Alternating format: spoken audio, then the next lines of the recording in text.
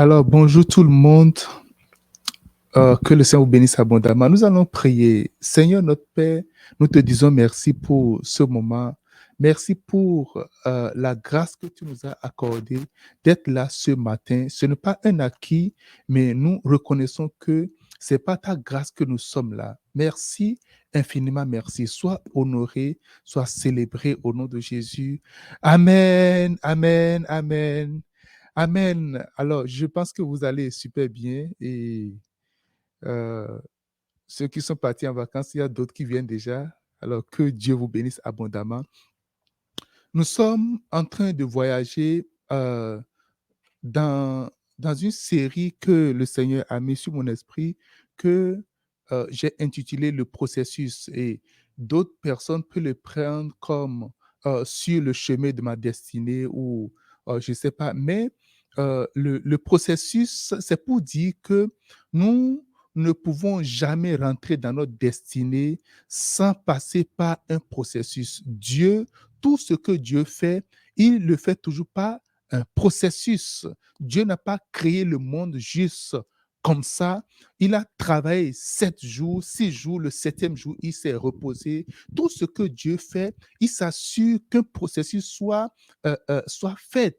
Et généralement, l'ennemi va te montrer que, oh, voilà, tu vas l'avoir rapidement, tu vas vite accoucher, tu vas vite. Tout ce qui est vite fait, généralement, c'est comme de l'avortement et puis ça ne donne pas le but pour lequel ce truc est fait. Dieu a donné une promesse aux enfants d'Israël, dit, je vais vous amener de l'Égypte et pour vous amener sur la terre promise Canaan. Et la distance entre Canaan et l'Égypte, ce n'est pas loin, pas du tout loin. Maximum 40 jours de marche, ils peuvent se retrouver là. Mais Dieu les a fait passer par des processus.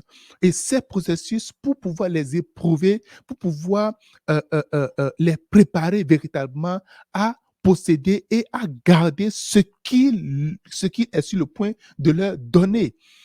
Beaucoup de gens qui ne passent pas par le processus trouvent rapidement et puis perdent également rapidement ce qu'ils ont trouvé. Alors, nous sommes en train de voir plusieurs types de processus et j'ai dit, ces processus ne se suivent pas. Tout peut venir ensemble, tout peut venir au même moment et ce n'est pas de la même manière que cela se passe. Le principe, c'est de garder ça en tête pour se dire, oh, je suis peut-être dans le processus du temps, je suis peut-être dans un processus de dépendance totale, je suis peut-être dans le processus de l'humilité pour ceux qui sont orgueilleux et pour que Dieu te permette de garder tout ce qu'il va te donner, il te fait passer par ces processus de l'humilité, par exemple. Et nous allons voir aujourd'hui le processus du sacrifice. Quelqu'un dise le sacrifice.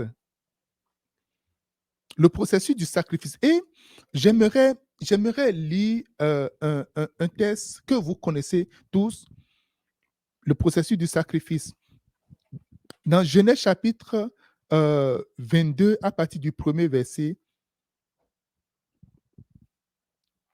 après ces choses, Dieu mit Abraham à l'épreuve et lui dit, Abraham, il répondit, me voici. Et Dieu dit, prends ton fils, ton unique, celui que tu aimes, Isaac, va-t'en au pays de Morija et là, offre-le-moi en holocauste sur l'une des montagnes que je te dirai. Abraham se leva de bon matin, sela son âme et prit avec lui 2 serviteurs et son fils Isaac. Il fendit du bois pour l'holocauste et partit pour aller au lieu que Dieu le lui avait dit. Le troisième jour, Abraham se leva, Abraham leva les yeux et vit le lieu de loin. Et Abraham dit à ses serviteurs, restez ici avec l'âne, moi et le jeune homme, nous irons jusque là pour adorer et nous reviendrons après, et après auprès de vous. Abraham prit le bois pour l'holocauste, le chargea sur la tête d'Isaac et porta dans sa main le feu et le couteau.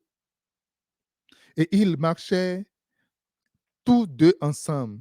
Alors Isaac parlant à Abraham, son père, il dit, mon père. Il répondit, mais voici mon fils. Isaac reprit, voici le feu et le bois, mais où est l'agneau pour l'holocauste?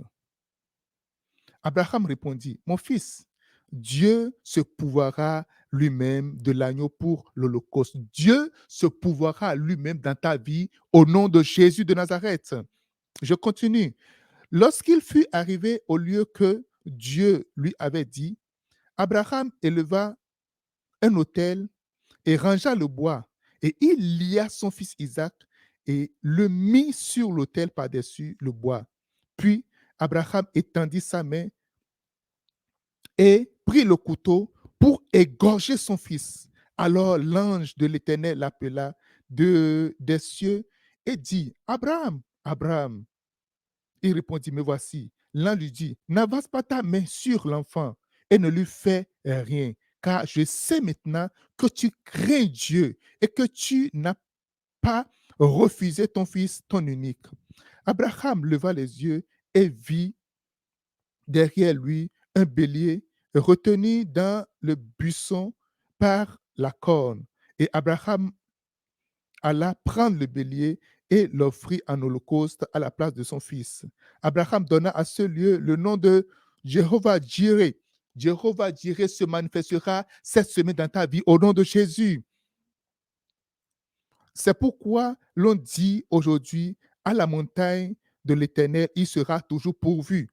L'ange de l'Éternel appela une seconde fois Abraham des cieux. Il dit, je le jure par moi-même, parole de l'Éternel, parce que tu as fait cela et que tu ne m'as pas refusé ton fils, ton unique, je te bénirai et multiplierai ta postérité comme des étoiles du ciel et comme le sable qui est sur le bord de la mer.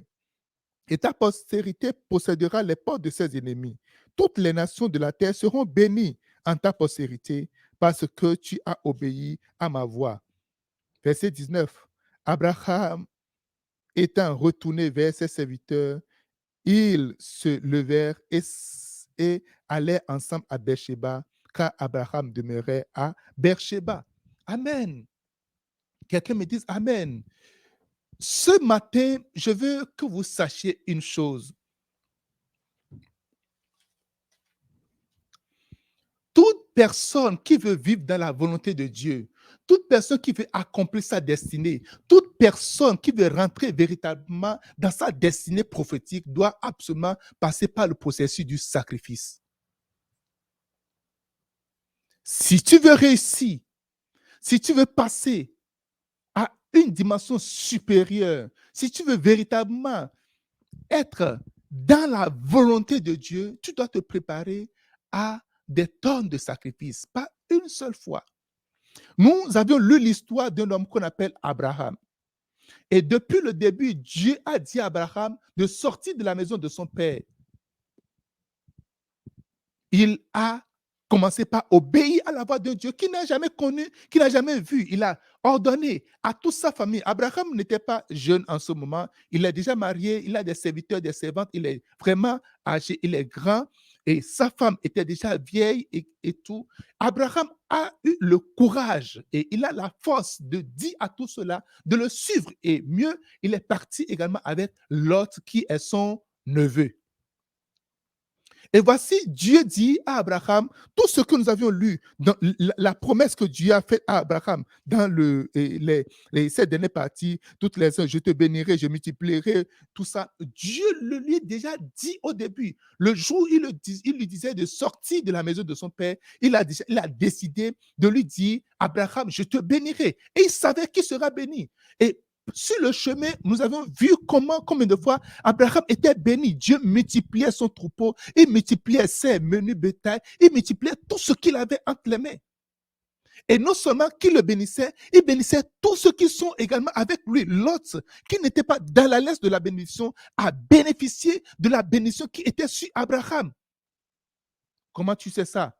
Oui, Je sais que Lot bénéficiait de la bénédiction d'Abraham. Ils marchaient ensemble, mais Lot n'était pas béni, mais il était sous le couvert de la bénédiction d'Abraham. Parce que le jour où Lot s'est séparé d'Abraham, il s'est retrouvé à Sodome et Gomorrhe. Le jour où il devait partir de Sodome et Gomorrhe pour aller se réfugier parce que Dieu voulait détruire Sodome et Gomorrhe, il était parti avec qui? Avec lui-même, sa femme et ses 2 filles. Il n'avait plus de berger, il n'avait plus personne.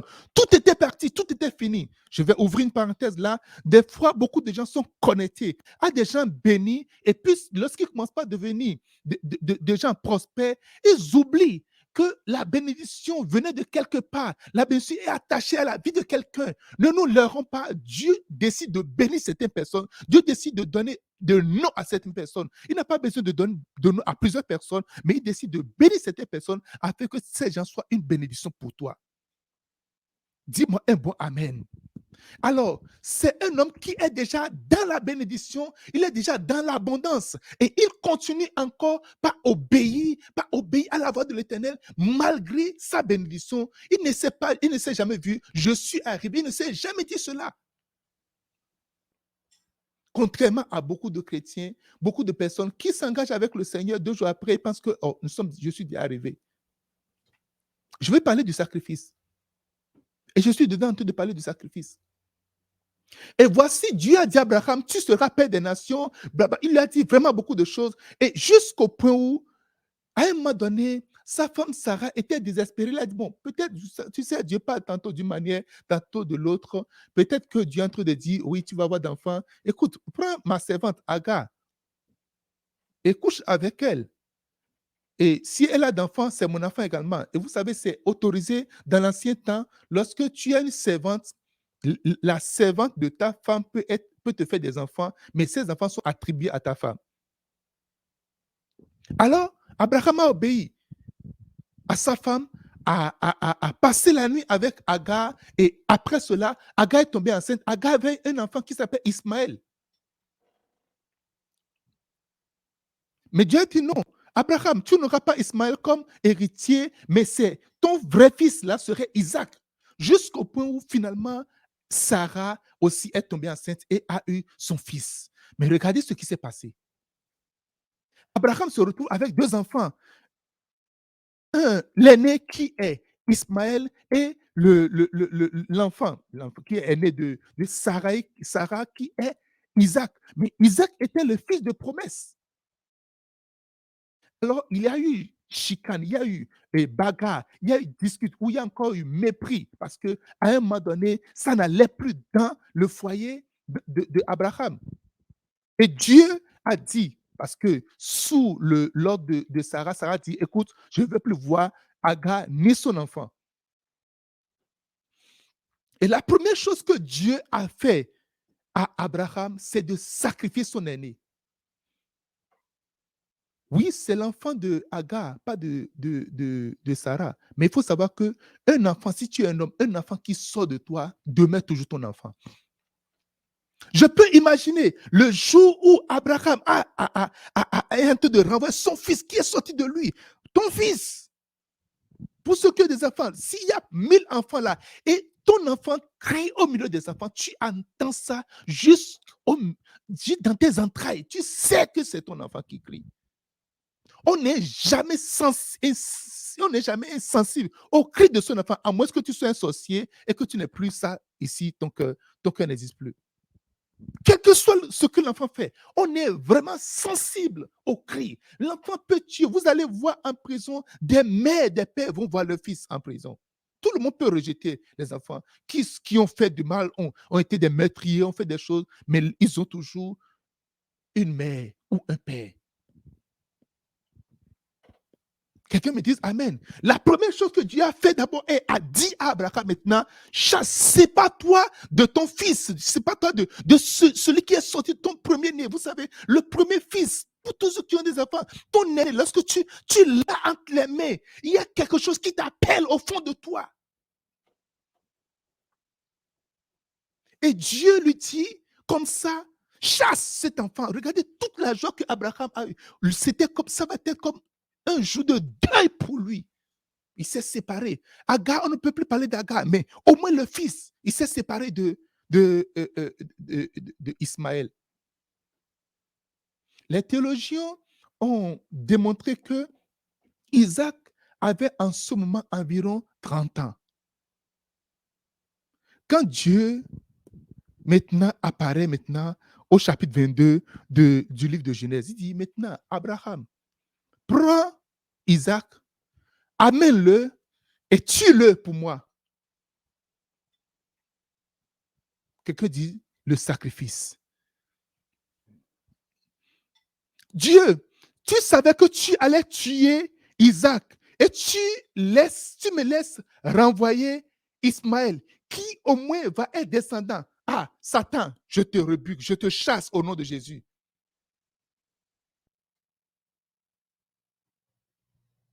Si c'est les chrétiens d'aujourd'hui, nous allons jeûner. Non, non, non, nous allons prier. Quoi? Jamais. Ça, c'est Satan, c'est la voix de Satan. Lorsque quelque chose de mauvais vient, on ne voit pas, on ne voit pas souvent la main de Dieu. On voit, ça, c'est Satan. Cette voix-là, c'est Satan. Mais Dieu soit loué, Abraham connaît sa voix. Il connaît la voix de son père. Il connaît la voix de celui qui l'a appelé depuis le premier jour.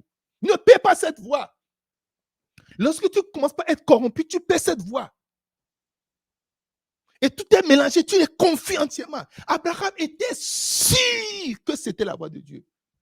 Et il s'est levé, il s'en va maintenant pour sacrifier Isaac, sans rien dire à sa femme. Ah, Abraham, Dieu, il faut révéler ça à ma femme. Révèle à ma femme. Il y a des hommes qui prient comme ça. Seigneur, si tu pouvais révéler ça à ma femme, ça va être vraiment bien. Seigneur, qu'est-ce que je vais dire à ma femme?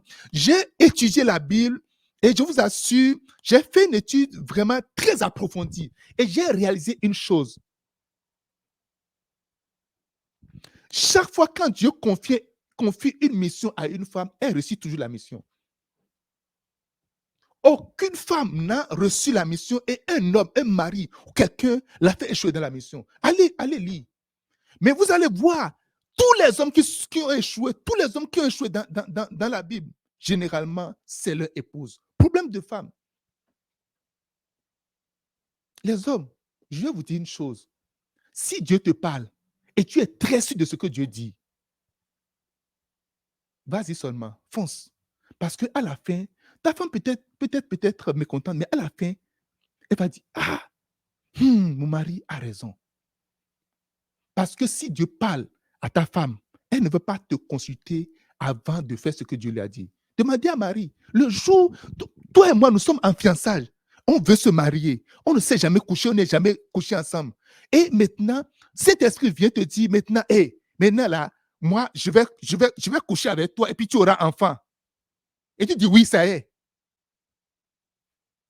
Et maintenant, tu viens. Et regardez, Marie a accepté Jésus dans son ventre, mais il n'a même rien dit à Joseph. Rien dit à Joseph. Jusqu'à ce que Joseph commence à voir le ventre ballonner, cracher comme ça. Il dit, c'est quoi ça? Alléluia. Là, l'unique personne, la personne vraiment spéciale, c'est pour cela que Dieu dit, Abraham, c'est le père de la foi. Abraham s'est levé du bon matin. Ah, nous irons faire du sacrifice. C'est un habitué de sacrifice. Il a tellement sacrifié. Si vous lisez toute la Bible, quand Dieu donnait un territoire, donnait des territoires à Abraham, Abraham fait un hôtel, il fait du sacrifice. Et ici, maintenant, c'est un sacrifice vraiment suprême. Il dit, tue-moi l'enfant. Il n'a pas posé de questions, il n'a rien dit, et puis il s'est mis en chemin. Deux serviteurs. Il n'a rien dit aux serviteurs. Même l'enfant qui servira de sacrifice, il ne lui a rien dit. Mes chers amis,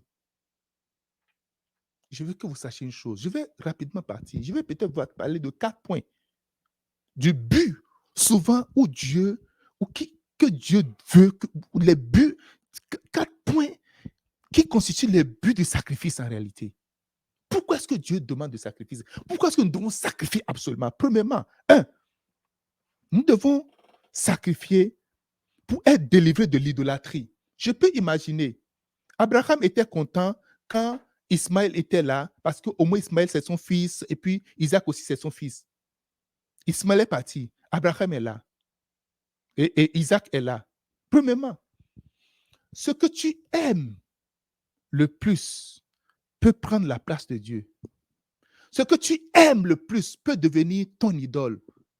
Ce que tu aimes, ou la chose pour laquelle tu as prié, tu t'es battu, que tu as une promesse de Dieu, peut devenir ton idole. Commence par checker. Tu as tellement prié pour le mariage. Le mariage est devenu ton idole. Ton mari est devenu ton idole. Tu deviens jalouse. Toute femme qui passe, ah, c'est mon mari, il est en train de chercher. Vous allez voir déjà, oh, l'homme ne doit pas regarder à gauche, ne pas regarder, oh, c'est quoi? Oh, toujours de bagarre. Parce que tu as tellement pris, tu as cherché de façon désespérée. Dieu te donne maintenant. Oh non, le mari, là, non. Je me rappelle de l'histoire de cette femme dont le mari est un païen et très généreux qui a commencé par prier. Et le mari a rejoint finalement l'église de la femme. Et la femme a regardé, non, monsieur mon mari, je veux que tu restes à la maison, que tu suives le culte en ligne. Et le pasteur, je vais appeler la femme, ma soeur, c'est comment, ton mari, c'est comment? Il dit, non, c'est comme il vient à l'église, les frères vont tellement le déranger parce que mon mari, il ne contrôle pas l'argent, il ne fait que donner de l'argent aux gens, il est trop généreux et que pour que les gens n'abusent pas de lui, je lui dis de suivre le culte à la maison. Alléluia. Le mari suivait le culte à la maison, puisqu'il est toujours généreux. Il a commencé par suivre le culte à la maison en compagnie des jeunes filles. Et qu'est-ce qui s'est passé? Ce mari qui est idole, même devant Dieu, est idole là. Une des jeunes filles bien envoyée par le monde des ténèbres est venue arracher entièrement le mari. On l'a chassé de la maison. Alléluia. Fais attention pour quelque chose que tu as tellement recherché. Fais attention pour tout ce que tu possèdes. Fais attention pour ce que Dieu même t'a donné. Des fois, on dit non, c'est Dieu même qui m'a donné. Il y a des gens qui cherchent enfant pendant qu'ils trouvent l'enfant maintenant. Ils ne viennent plus à l'église. J'ai vu beaucoup de gens qui ont tellement cherché le travail. Pasteur, prie pour moi. Ils reçoivent le travail. Après, c'est fini. Mais mon frère, c'est comment? Oh, non. Pasteur, c'est le temps est vraiment. Ah, on est tellement chargé, pasteur. Bon, tu sais, la saison, les 4 mois venus, ça va être un peu dur. Mais après 4 mois, je vais commencer par venir à l'église. Pasteur, je ne sais pas si ça ne s'est jamais passé dans ton église, mais dans mon église, ça se passe. Alléluia. C'est ceux qui sont gentils qui vont prendre des congés d'église. Ceux qui ne sont pas gentils, ils vont partir directement, disparaître. Dieu permet le sacrifice et exile le sacrifice pour chaque fois checker est-ce que ce qu'il nous a donné, est-ce que la bénédiction est devenue notre idole? Certainement, Abraham a commencé par avoir cet attachement. Tout ce qui va se passer dans la vie d'Isaac. Ah, s'il a les mots, oh Isaac, qu'est-ce qu'il y a? Parce que Dieu a dit, tu seras le père de toutes les nations. Vous savez, lorsque Dieu te donne quelque chose, Dieu est encore responsable. Nous sommes responsables de garder, de chérir, de protéger la chose. Mais sache une chose, ne prends jamais la direction. Dieu te donne ça. La chose à faire, c'est de lui retourner ça encore. Dis Seigneur, je ne veux pas avoir le contrôle. Je serai responsable, mais je ne veux pas avoir le contrôle. Parce que toutes choses pour lesquelles tu veux avoir le contrôle, tu vas perdre ça. Oh, tu veux avoir le contrôle sur tes enfants.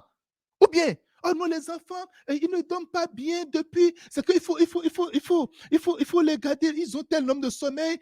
Ils ne peuvent pas prier le matin et ceci et cela. Hein? Quand Satan va vouloir rentrer, il ne va pas demander ton autorisation. Quand ton enfant va devenir autre chose, Satan ne demandera pas ton autorisation. Les démons ne vont pas demander ton autorisation avant de les passer de grade 1 à grade 7. C'est toi, tu veux faire passer progressivement et ceci, vont passer telle année. Non, Satan va les passer de ce que ton enfant ne connaît pas. Premier jour, il va connaître et puis avoir ce que tu ne connais pas. Ton enfant va tout connaître. Dieu veut entièrement nous libérer de l'idole. Tout ce qui est dans ton cœur, il veut l'enlever entièrement en te faisant passer par le sacrifice. Dieu dit à Abraham, maintenant, vas-y, me sacrifier Isaac. Il veut vérifier jusqu'à quel niveau il tient à Isaac. C'est la bénédiction de l'Éternel. C'est la promesse, c'est l'enfant de promesse. Ah non, moi je ne pense pas. Non, non, non, non, non, non, madame Abraham. Non, moi je ne pense pas que. Non, non, non, non, non, Abraham, c'est toi qui as dit, que Dieu a dit. Maintenant tu viens dire quoi? Non, non, non, non. Moi je ne pense pas que Dieu va demander de tuer mon enfant. Alors va dire à Dieu de me dire, que Dieu vienne me dire. Non.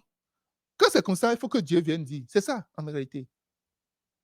La dernière fois, quand les gens sont venus ici, là, on était tous deux là. Quand l'ange nous a parlé, maintenant tu viens maintenant vous dire que Dieu t'a parlé. Pourquoi Dieu va te prendre ça pour te parler? Que l'ange vienne encore nous dire. Quand j'avais écrit à ce moment, l'ange avait dit quoi? Dieu n'est pas un Dieu de désordre. Là, on connaît toutes les théories. Quelqu'un me dise Amen. Quelqu'un me dise Amen. On connaît toutes les théories. Abraham s'est levé. Il est parti pour tuer son fils sans le consentement de sa femme. Quelqu'un dit l'idole.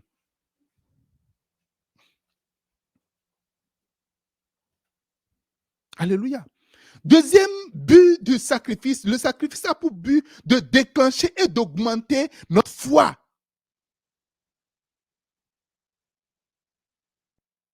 Ce qui conduit à la dépendance totale de Dieu. Le sacrifice nous conduit en réalité au message du processus de la dépendance. Lorsque Dieu m'a donné l'enfant, il dit maintenant sacrifie mon enfant, je vais sacrifier l'enfant. Là, quand tu es prêt, alors tu es prêt à dépendre entièrement de lui. C'est toi qui as de le sacrifier. Ok, peut-être tu vas le ressusciter, peut-être tu vas me donner autre enfant, mais de toute manière, moi, je pense que tu auras toujours raison. Faites attention aux prophéties que Dieu vous donne. Faites attention aux promesses que Dieu vous donne. Faites attention aux bénédictions que Dieu vous donne. Dieu veut voir, est-ce que tu as la foi que moi qui t'ai donné ça, je suis capable de te donner ça encore. Beaucoup de gens reçoivent une chose de Dieu et pensent que c'est fini. Dieu a fermé l'entreprise. Beaucoup de gens reçoivent le travail et pensent que c'est fini. Je dois m'accrocher. Non, là maintenant, on a les théories.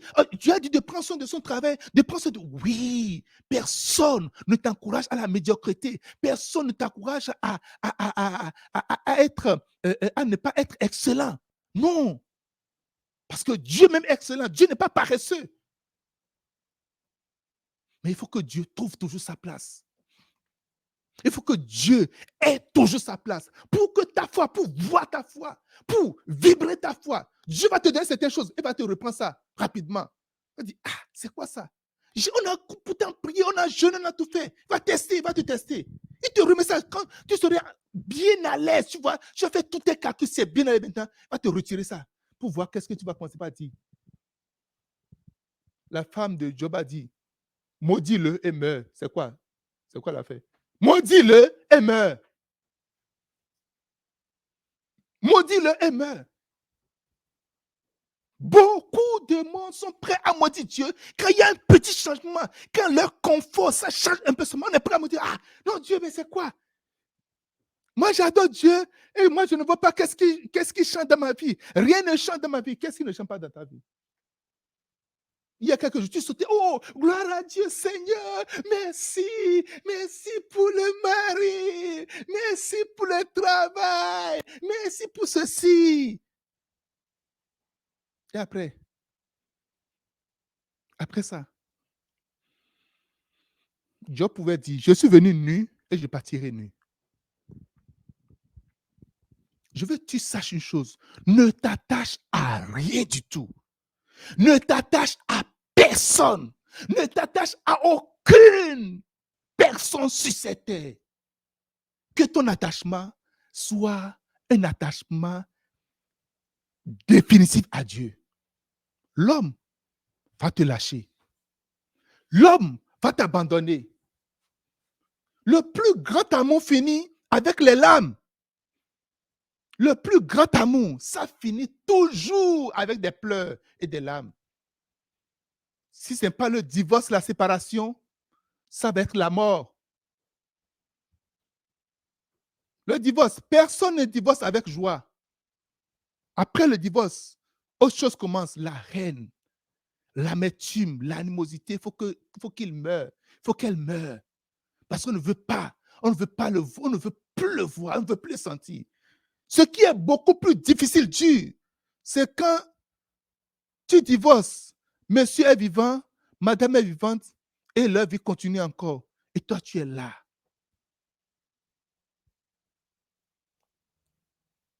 L'amour, le plus grand amour, ça finit par des larmes. Il va te laisser, une maladie va l'emporter. La mort viendra chercher. Vous n'allez, de toute manière, très peu de personnes vont mourir ensemble. Très peu de personnes vont mourir ensemble. Très peu de familles vont mourir ensemble. Et là, tu vas te retrouver au tombeau, devant la tombe. Vous savez, je vais vous dire une chose. Quand Dieu te demande quelque chose, mon frère, tu as ce que Dieu t'a demandé, donne. Parce que de toute manière, quand tu donnes, ça va être beaucoup plus de privilèges pour toi. Tu vas dire, j'ai semé, j'ai donné. Ça va être bon d'entendre. Mais quand tu perds ça, ah, là, tu vas gratter la tête. Parce que si tu ne donnes pas, Dieu peut venir te l'arracher également. Ouais, cet homme-là qui a tellement travaillé et tellement fier de son travail, dit, mon âme, repose-toi.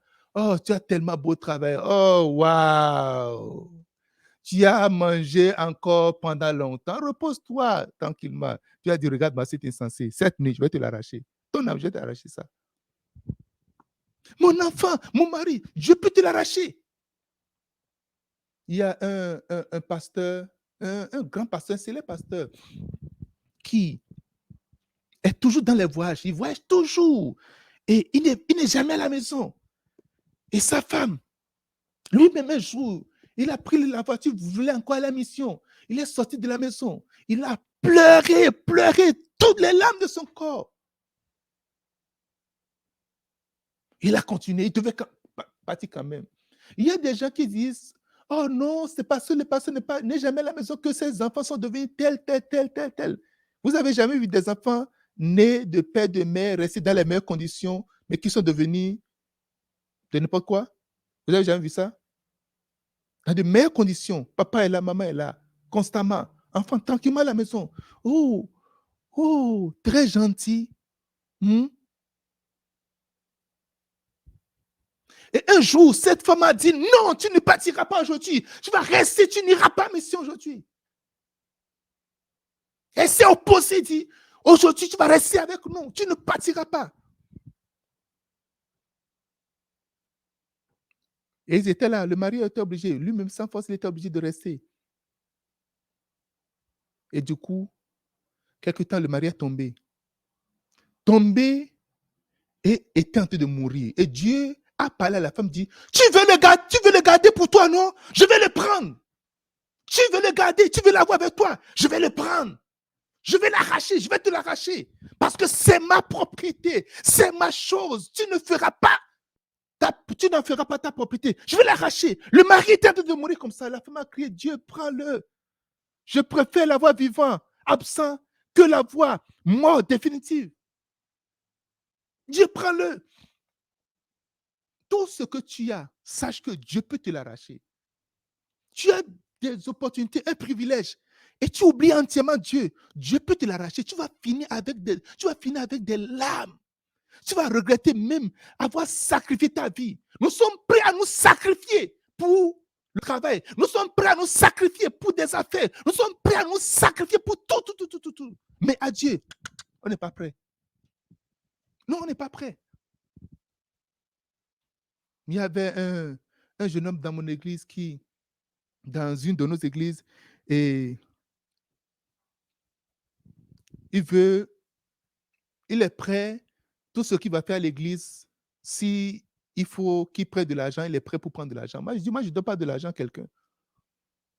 Mais il est dans la Croix-Rouge. À la Croix-Rouge, c'est le bénévolat. Il est prêt à aller faire des couvertures sanitaires gratuitement, mais à l'église, il est prêt à prendre de l'argent. Je dis, regarde. Et c'est ce que nous faisons. Nous donnons plus de valeur aux choses du monde, aux choses au travail. Nous vous donnons plus de... Mon frère, regarde l'attention que tu portes à ton travail. Tu portes tellement attention à cela. Mais à Dieu, aux choses de Dieu, non. On peut te mettre... Vous voyez des gens au travail en train de trembler devant le boss, le manager. En train de trembler comme ça. Quand le manager parle, on tremble. Parce qu'il peut m'arracher le travail. Comment je vais payer mes factures? Mais Dieu peut te donner 10 000. Il peut te mettre juste à la maison et payer tes factures pour toi. Alléluia. Qu'est-ce qu'est l'idole dans ton cœur? Je vais parler prochainement des idoles, si le Seigneur le permet. Le sacrifice. Troisième but, le sacrifice nous rapproche de Dieu. Pour atteindre, pour remplir entièrement ta mission, rentrer dans ta destinée, atteindre ta destinée prophétique, rentrer dans ta destinée, accomplir pleinement ta vision sur la terre, tu dois être proche de Dieu. Il a dit, sans moi, vous ne pouvez absolument rien. Sans Dieu, nous ne pouvons absolument rien du tout. Qu'est-ce que tu peux sans Dieu? Qu'est-ce que nous pouvons sans lui? Avec lui, nous pouvons tout. Mais pour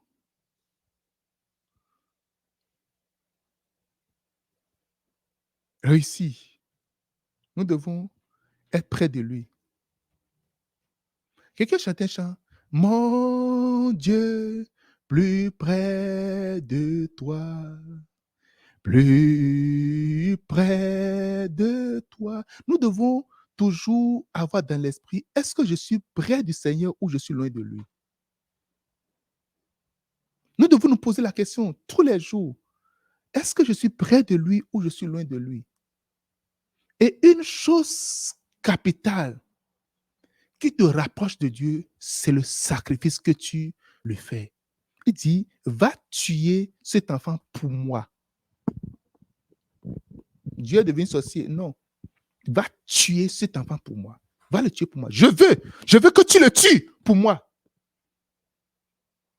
Est-ce que tu es prêt à apporter les choses qui sont plus chères pour toi sur l'autel de Dieu?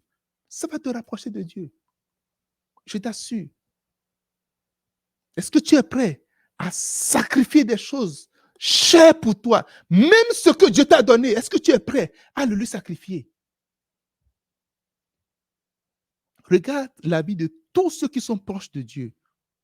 Ils ont sacrifié quelque chose. Regarde la vie de tous ceux qui sont proches de Dieu. Si tu veux être proche de Dieu, tu dois apprendre à sacrifier. Tu dois sacrifier. Tu dois absolument sacrifier. Qu'est-ce que tu es prêt à sacrifier pour le Seigneur? Qu'est-ce que tu es prêt à sacrifier pour le Seigneur? Dieu est en train de regarder. Qu'est-ce que tu es prêt à sacrifier pour moi? Qu'est-ce que tu es prêt à sacrifier pour moi? Alléluia. Quelqu'un dit Amen. Dis-moi Amen. Dis-moi Amen. Regardez le texte de Chroniques. De Chroniques, chapitre 7, verset 4 à 5. Regardez un peu. Le roi et tout le peuple offrirent des sacrifices devant l'Éternel. Le roi Salomon immola 2000 bœufs. 2 Chroniques 7, 4 à 5. 2000 bœufs et 120 000 brebis. Ainsi, le roi et tout le peuple firent la dédicace de la maison de Dieu. Maintenant, je vais dans 2 Chroniques, chapitre 5, verset 14. Les sacrificateurs ne purent pas y rester pour faire le sacrifice à cause de la nuée, car la gloire de l'Éternel remplissait la maison. Plusieurs personnes cherchent la gloire. Plusieurs personnes cherchent la présence de Dieu. Plusieurs personnes cherchent Dieu. mais ils ne sont pas prêts à faire ce qu'il faut pour avoir Dieu à ses côtés. Voici l'homme le plus riche au monde. Jusqu'à aujourd'hui, la Bible dit, il n'y a personne qui soit riche plus que Salomon. Et en ce moment, il n'était pas encore déclaré l'homme le plus riche, mais il avait plein de choses. Il finissait de construire le temple. Et lorsqu'il vient dans le temple maintenant, il commence par sacrifier. Sacrifier 22 000 bœufs. Ça fait 11 000 paires de bœufs. 120 000 brebis.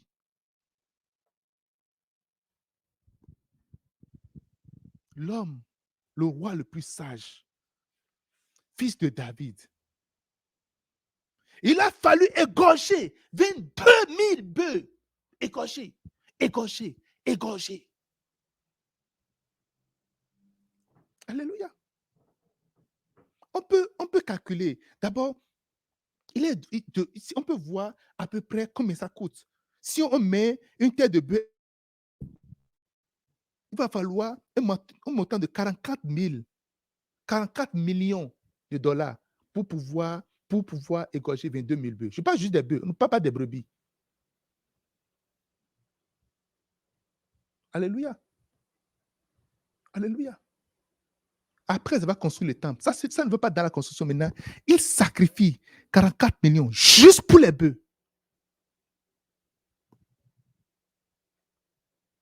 Juste pour les bœufs. Il commence à égorger, sans fatigue. Jusqu'à quand, pasteur, je vais me sacrifier? Sacrifie, continue de faire le sacrifice jusqu'à ce que tu ne te vois tout près de Dieu et que tu ne continues pas à l'être, parce que il faut sacrifier pour venir, il faut sacrifier pour rester également. La présence de Dieu nécessite un sacrifice.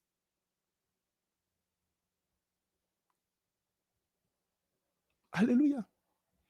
Un paresseux, un avare, un cupide ne peut jamais et jamais et jamais être proche de Dieu. Car Dieu a tant aimé qu'il a donné son fils. Il a sacrifié son fils. Dieu ne demande jamais quelque chose que lui-même ne peut jamais faire. Il dit à Abraham, va, tue cet enfant pour moi. Tue-le. Je veux que vous connaissiez un secret. En réalité, lorsque Dieu te dit de sacrifier quelque chose, arrêtez, ce n'est pas pour te l'arracher. Ce n'est pas juste un plaisir pour Dieu de te priver, de dire, oh, d'autres personnes, je vis une vie de sacrifice. Oh, alléluia, je suis dans le manque. Oh, gloire à Dieu. Ne fais même pas le sacrifice comme une idole. Dieu n'a pas demandé, depuis le début jusqu'à aujourd'hui, Dieu n'a jamais demandé encore à une personne de sacrifier son enfant. Alléluia. Oh, si Dieu me dit de sacrifier mon enfant, j'ai sacrifié. C'est faux. Tu ne peux pas sacrifier 10% de ton salaire que les gens appellent dîme. Tu ne peux pas sacrifier ça pour Dieu et tu dis que tu veux sacrifier. Quand on dit offrande, tu ne peux pas sacrifier ça. Même l'offrande que tu donnes, tu peux sacrifier ton offrande, tu peux sacrifier offrande pour Dieu. Ça ne fait même pas. Si tu vas au restaurant pour manger, pour prendre petit montant bien de trucs là, ton offrande là, ça ne peut même pas prendre ça. Non, si Dieu me bénit, c'est faux. Vous savez, moi, c'est depuis mon enfance que j'ai commencé à donner offrande et dîmes. Depuis mon enfance. Je n'ai pas attendu que Dieu me bénisse. Alléluia. Quelqu'un dit Amen. Oh, je ne t'entends pas. Dis-moi Amen. Si tu vois que c'est à toi que je parle, il faut tourner la tête tranquillement et regarde tout droit. Ne regarde pas celui qui est ou celle qui est à côté de toi et dis Amen avec force. Dis pasteur, prêche. Alléluia. Frère, le sacrifice te rapproche de Dieu. Lorsque Salomon a fini de faire tout ça, la Bible dit, la même nuit, Dieu est venu, Dieu s'est rapproché, Dieu est descendu. Lorsque Abraham est parti, a pris le couteau et a posé cet enfant, ce grand gaillard de 30 ans sur l'autel et voulait l'égorger. Dieu a vu directement, frère, avant de faire quelque chose, avant de poser un pas, c'est que c'est déjà fait en nous. C'est pour cela que Jésus a dit, quand même tu as déjà imaginé en train de coucher avec la personne, c'est que tu as déjà commis l'adultère. Ce n'est pas en passant là que tu as commis l'adultère. C'est ça, arrêtez. C'est le principe que Dieu a fait. Lorsque Abraham est parti déjà avec l'enfant, avec cette détermination. Lorsque tu es déterminé, Dieu sait que tu iras au bout. Des fois, Dieu va parier avec, Satan va parier avec Dieu. Oh Dieu, il faut laisser. Arrache-lui ça, demande-lui. Il va te renier. Et c'est ce qu'il a fait avec et Job. Mon frère, Dieu veut que tu vives bien. Dieu veut que tu vives tout le plaisir. Dieu veut que tu sois très épanoui, mais il ne veut pas que ton épanouissement soit de l'idole, que tu sois plus attaché à ton épanouissement, que tu sois beaucoup plus inquiet pour ton bien-être. C'est pour ça qu'il dit, ne vous inquiétez de rien du tout. De quoi? De rien du tout. Du lendemain, oh, comment est-ce que je vais faire? Comment je vais vivre? Et pour cela, on est prêt à tout faire. On est prêt à tout faire, même s'il faut brimer Dieu, il faut piétiner Dieu. Pour le faire, on va faire juste pour venir demander pardon à Dieu. Oh non, mais Dieu, il est là toujours, mon frère. Mets Dieu toujours en avant. Sois prêt à sacrifier. Sois prêt pour toutes sortes de sacrifices. Lorsque Abraham est parti, est-ce que Isaac a été tué? Non. Mais l'avantage est que lorsque tu es prêt à sacrifier certaines choses, ces choses-là entendent la voix de Dieu. Aucune de ces choses ne peut plus prendre ne peut plus remplir ton cœur. Ça ne peut plus prendre la place de Dieu dans ton cœur. Est-ce que tu es prêt à sacrifier ton mari? Est-ce que tu es prêt à sacrifier ton épouse? Est-ce que tu es prêt à sacrifier tes enfants? Es-tu prêt à sacrifier ton travail? Es-tu prêt à sacrifier tes parents pour le Seigneur? Es-tu prêt à le faire? Es-tu prêt à le faire? Est-ce que tu es prêt?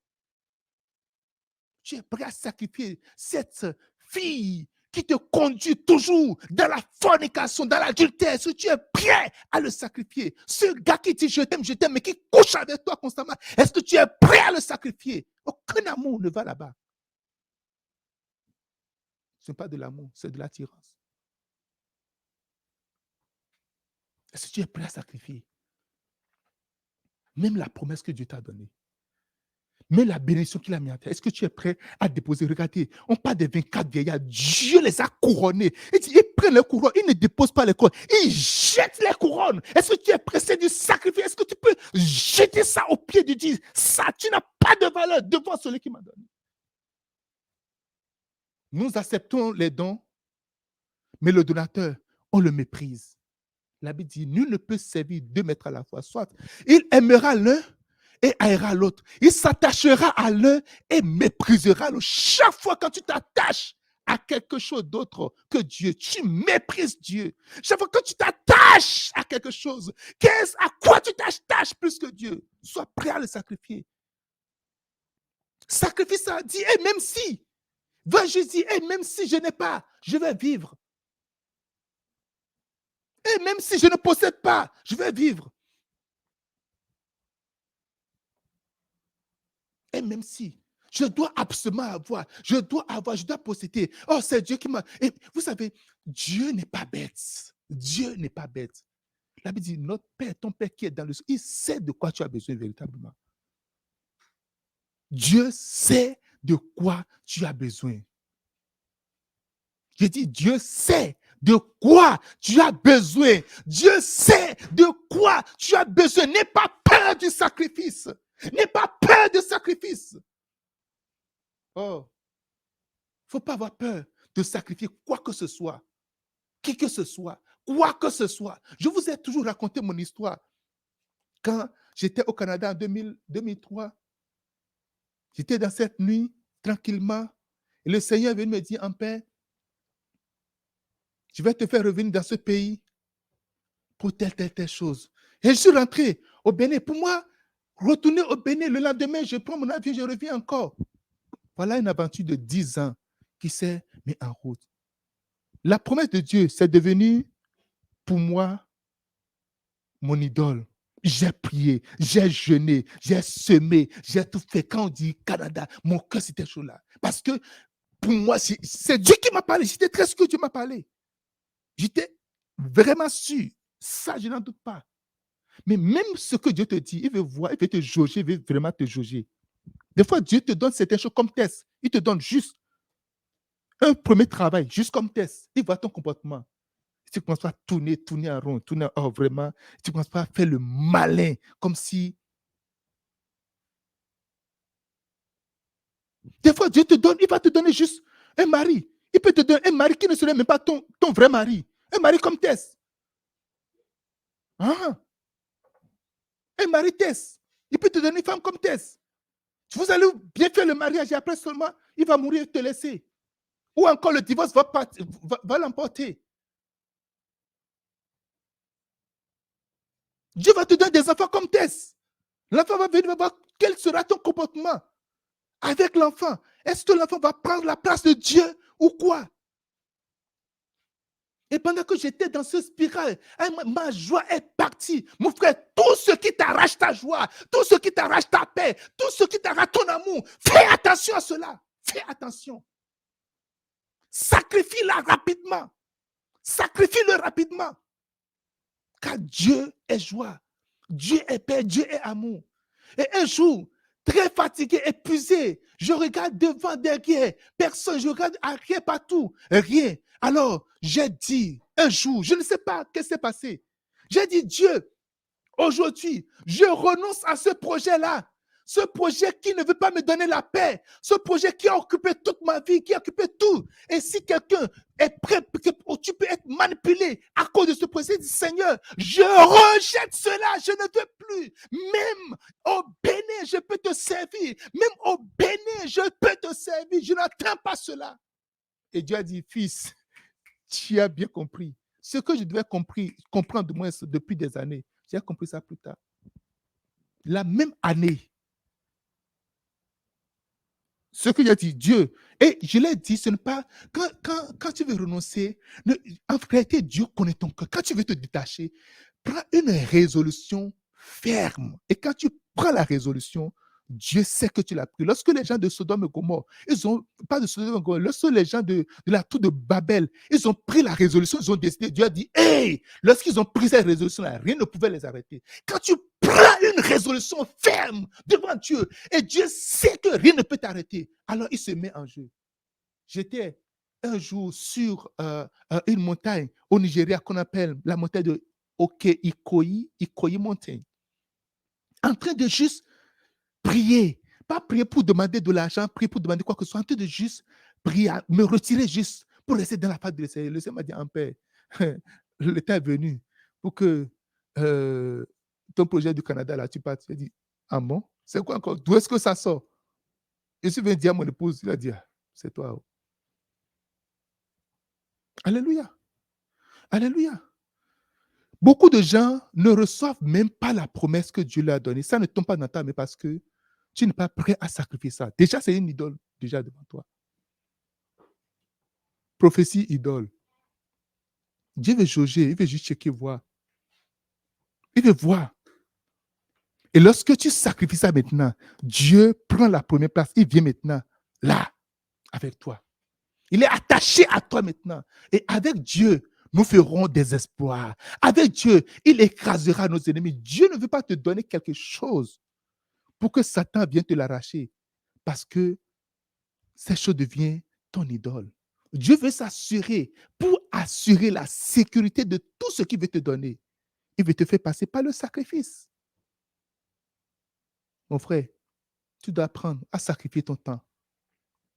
Tu dois apprendre à sacrifier ta renommée. Pour le Seigneur, tu dois apprendre à sacrifier ton désir, ton plaisir. Tu dois apprendre à sacrifier cela. Ma soeur, tu dois apprendre à sacrifier ce qui bouge dans ton corps. Comme ça. Et, comme ça, là. Tu dois être prêt à sacrifier cela. Tu dois être prêt à sacrifier ça. Prêt à sacrifier cela. Oh, ça bouge dans ton corps. Hey, quelqu'un dit, hey, c'est pas manque de sacrifice aujourd'hui qu'aujourd'hui, il n'y a plus de vierges filles dans l'église. Il n'y a plus de vierges, de garçons chasse dans l'église.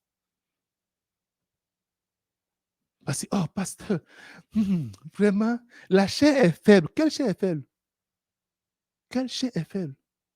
Sacrifie-la alors. Sacrifie-la alors. Sacrifie-la. Quelqu'un me dise Amen.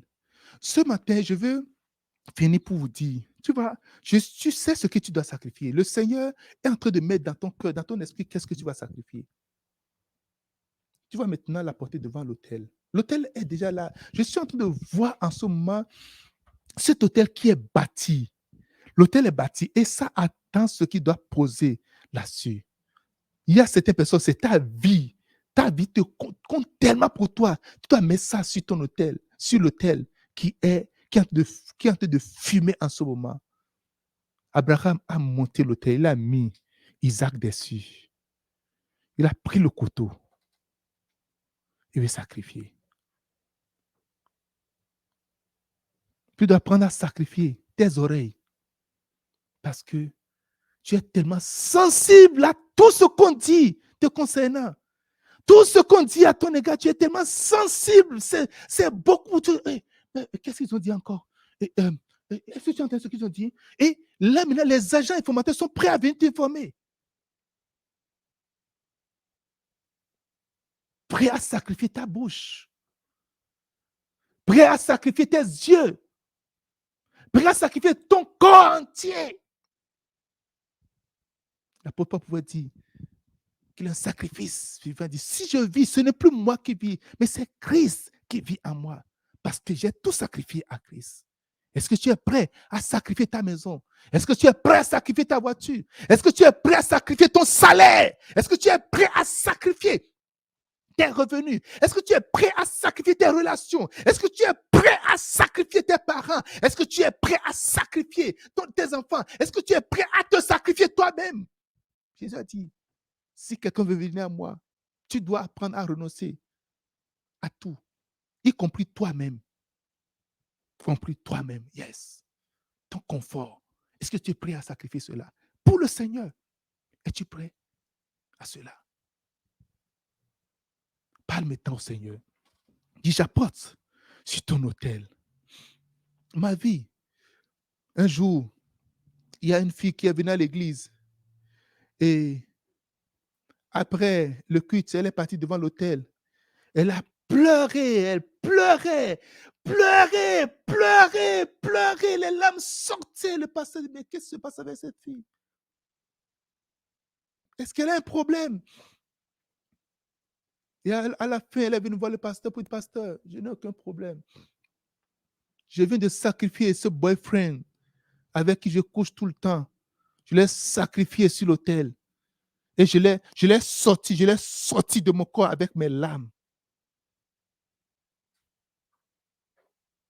Et depuis ce jour, son cœur est détaché entièrement. Parle au Seigneur maintenant. Dis, Seigneur, aide-moi. J'apporte ça devant toi. Apporte ça devant le Seigneur. Il va t'aider. Prends le courage. Et si tu le sacrifiais, tu ne le sacrifies pas d'une manière, il va te laisser. Dis, Seigneur, voici. Je le mets devant toi.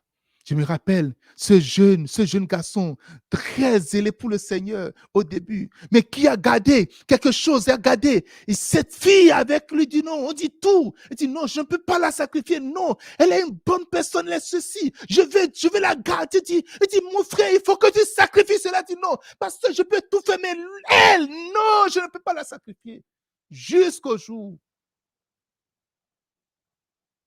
celle pour qui il a bravé son pasteur, la femme de son pasteur, ses parents, tout le monde est devenu son ennemi pour ça. Il dit, pour toi, je suis prêt à sacrifier tout cela.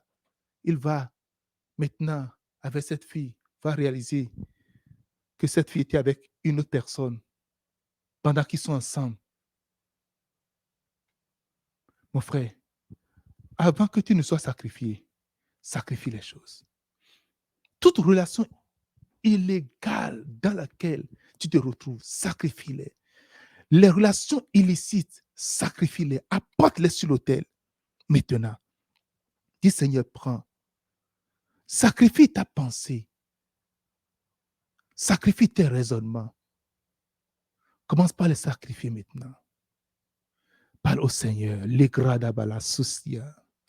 Lakendo krobofunka, manta le gradale coste, le broda balinga tu le gradalinga po sante, manda lo cro de pisa tutti alengradalinga po, la tu que ta le granda la soucianta là-bas, sacrifie, jette-le devant le Seigneur, jette-le, dis Seigneur, c'est ça, Seigneur, je mets ça devant toi, je mets ces valeurs, tu es attaché à ces valeurs que tu dois sacrifier maintenant, tu es attaché à ces choses que tu dois sacrifier, dis Seigneur, je les mets devant toi, je te les sacrifie maintenant, Seigneur.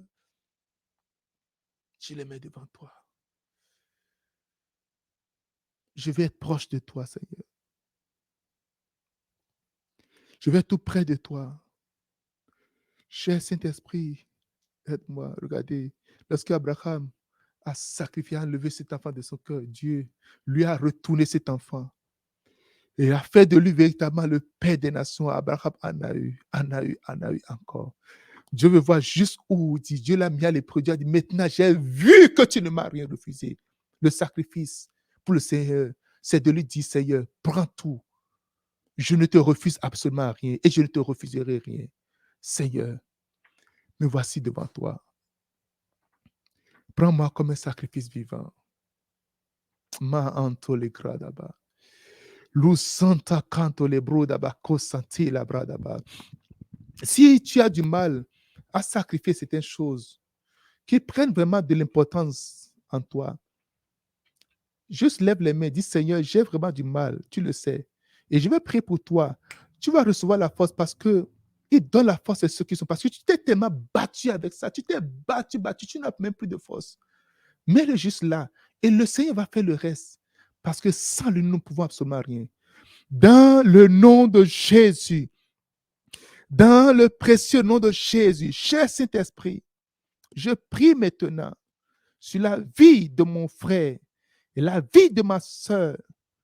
Je l'amène devant toi comme un sacrifice vivant. Son corps, son âme et son esprit. Sur cet autel et toutes les choses auxquelles il est attaché, elle est attachée, qui le retient et qui la retient dans cette captivité satanique, où Satan dit, tu as absolument besoin de ça, tu as absolument besoin de lui, tu as absolument besoin d'elle. Mais de Dieu, tu n'en as pas besoin. Je prie maintenant que celles soient brisées. Au nom de Jésus, je brise les liens. Je brise les liens de la captivité. Je brise les liens. Je brise ces liens dans le nom de Jésus. Je brise les liens dans le nom de Jésus. Je brise les liens au nom de Jésus de Nazareth. Je brise les liens. Je les consume au nom de Jésus. Au nom de Jésus. Les liens d'attachement, je les brise maintenant. Dans le nom de Jésus de Nazareth. Merci, admirable Père. Sois honoré, sois célébré au nom de Jésus. Amen, amen, amen, amen. Que le Seigneur vous bénisse abondamment et qu'il soit avec vous. Et si quelqu'un pense qu'il va parler avec moi, tu peux m'appeler, tu peux parler et on va parler. T'aider si tu as besoin de sacrifier quelque chose, t'aider à le sacrifier pour la gloire du Seigneur. Et tu ne manqueras absolument de rien. Que Dieu te bénisse. On se voit, n'oubliez pas, le mardi, nous avions notre étude biblique, le vendredi, notre veillée, et puis le dimanche pour la célébration. Dieu vous bénisse. Bye bye.